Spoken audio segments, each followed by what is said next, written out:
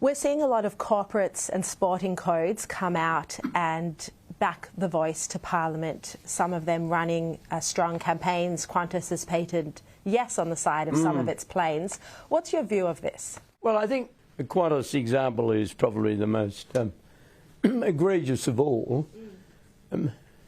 My view is that large companies should be neutral because they have a lot of employees, they have a lot of shareholders, they have a lot of customers, and there's no way they can speak for them. And I did make some personal representations for the leaders of two of the sporting bodies that I'm close to. And oh, did you? Yeah. I just simply said, why don't you just stay neutral? Yes. And they said, oh, well, I think their governing bodies wanted to take a position, but how on earth can a large sporting... Take a body like the AFL, which is the largest football code by far in Australia. Well, they're not necessarily player-wise, but certainly spectator-wise. They've taken a position. Does that mean that every single club is going to advocate a yes vote? I know for a fact they won't, because I've spoken to people who are involved in the running of the individual clubs who quite resent the fact that they're there's an attempt being made to dragoon them into supporting it. I just think, as a lover of various sports, I just think it'd be a good idea if it's left to the individual. There's no way that a body like the AFL can know what their fans want. There's no way Cricket Australia can know what their fans want, or the NRL or Rugby Australia. And I just think it'd be better if they said nothing. Do you think there's a risk that it would have the opposite effect, and I think a lot of people would feel bullied into how to vote? Australians do not like being bullied. They do not like receiving condescending advice. We have this, as I said, this scepticism. What are they up to?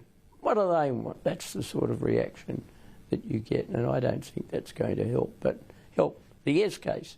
I hope it doesn't. Do you still think it's on track to fail, the referendum? Well, I can only take the advice of... I can only note what the polls are saying, and the polls are trending. But I've seen a lot of polls, and I think what's happened is it started off with a big lead. Yes. And as questions have arisen, that lead's whittled away.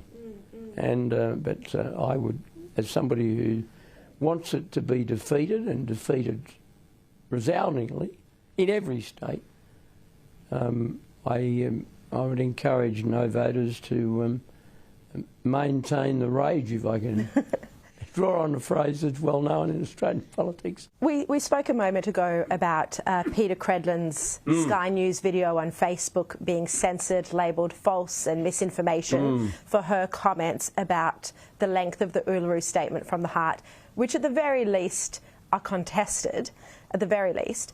Are you concerned there's too much censorship of free speech, both in this debate, but also the Albanese government is pushing ahead with proposed misinformation legislation? Well, I think the idea of any government proposing a misinformation bill is absurd. I just think we should say there are three things that maintain democracy in this country, in my view, and if you've got them in a robust state, you don't need anything else.